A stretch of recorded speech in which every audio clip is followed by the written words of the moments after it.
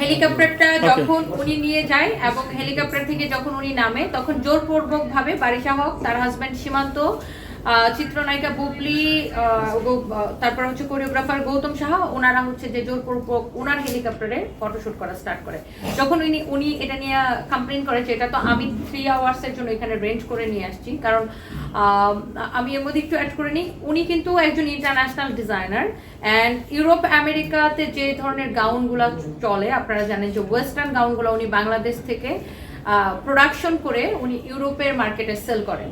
So ওনার কিন্তু সাথে এই ধরনের ফটোশ্যুটটা যায় হেলিকপ্টার দিয়ে। সো এইটা যখন ওনারা স্টার্ট করছে বারিশা হক, মানে ওনার ভাষ্য মতে বারিশা হক ওনার লোকজন নিয়ে জোরপূর্বক শুট শুরু করে দিয়েছে। তো উনি যখন কমপ্লেন করছে তখন সে কমপ্লেনের ভিত্তিতে আপনার উল্টো ওনার সাথে খারাপ ব্যবহার করছে বারিশা হক, এবং হচ্ছে যে ওই হেলিকপ্টারের যে দায়িত্ব যে ছিল রিপন সাহেব এবং বারিশা হক ওনার সাথে খুবই খারাপ ব্যবহার করছে।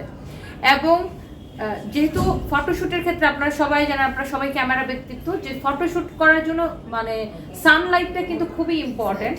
তো ওনাকে এমন সময় ওরা শুট করে হেলিকপ্টারটা দিছে যেটা 4টার পরে, তখন ওনার অলরেডি মানে কি ডে লাইট চলে যাচ্ছে, মানে কমে যাচ্ছে। তো উনি ঠিক মতো উনিও তো একটা সেট আপ নিয়ে গেছে, 3 ধরনের থিমে উনি ওইভাবে ফটোশুটটা করবে। তো উনি ওনার ফটোশুটটা প্রপারলি করতে পারে না, ডে লাইট চলে যায় এবং তারা হচ্ছে 5:30 এবং হেলিকপ্টার নিয়ে রিটার্ন চলে যায়। এবং পরবর্তীতে ইনি জানতে পারে যে এই হেলিকপ্টার কোম্পানির ব্র্যান্ড অ্যাম্বাসেডর হচ্ছে বারিশা হক এবং তার স্বামী সীমান্ত হচ্ছে যে ওই হেলিকপ্টারের একজন ডিরেক্টর। এখন আর্মিদের তত্ত্বাবধানে এই কোম্পানি অনুমোদিত না। আমি একটু শেষ করি। দৃষ্টি আকর্ষণ করছি বাংলাদেশ আর্মির দিকে, কোম্পানির মালিকানায় দৃষ্টি ফেলছি প্লিজ। এরপর 10 ফেব্রুয়ারি বারিশ আমাদের পরিচিত একজনকে দিয়ে আমাকে ফোন দেয় এবং 11 তারিখ একসাথে বসে ব্যাপারটা সমাধানের কথা বলে, যাতে আমি কারো কাছে না যাই। আমি সহজ মনে তাদের জন্য অপেক্ষা করি এবং কাল দুপুরে তারা ভিডিও রিলিজ করে দেয়। মানে ওনার হেলিকপ্টার, ভাড়াকৃত হেলিকপ্টারে ওরা যে শ্যুটটা করছে ওরা ওই শ্যুটটা রিলিজ করে দেয় ফেসবুকে।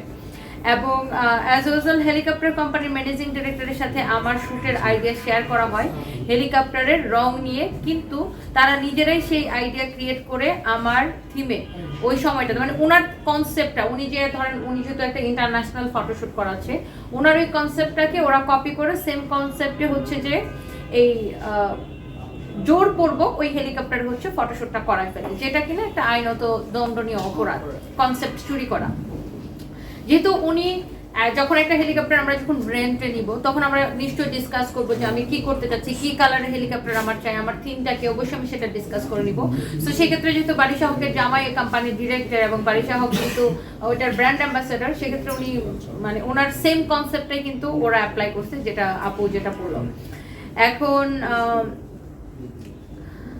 সব এভিডেন্স হাতে রেখে কথা বলছি আমরা শুটিং এর সময় সমস্ত টাকা এবং ইনভেস্টমেন্টের লস এর দায়ভার কার উপর, যেহেতু উনি এখানে একটা বড় একটা ইনভেস্টমেন্টের বিষয়, এতগুলা তারপর মডেল একদম টপ মারিয়া ক্রিস পট্টার মতো এরকম টপ মডেলকে উনি নিয়ে গেছে আপনারা জানেন। তো এরকম এতগুলা মডেলের যে খরচ, তারপর হেলিকপ্টারের খরচ, তারপর ওখানে যে স্পটের খরচ আছে, এইটার ওনার এই দায়ভারটা কার, ওনার যে লসটা হলো। এবং আর জৈনক ব্র্যান্ড প্রমোটার বারিশা হক তার হাজবেন্ড অর্থাৎ কোম্পানির ডাইরেক্ট মানে এখন এই দায়ভারটা কে নিবে, বারিশা হক তার হাজবেন্ড নাকি যে হেলিকপ্টার কোম্পানি তারা নিবে। এখন এটা হচ্ছে পুরো মিডিয়ার দৃষ্টি আকর্ষণ করছে উনি। আর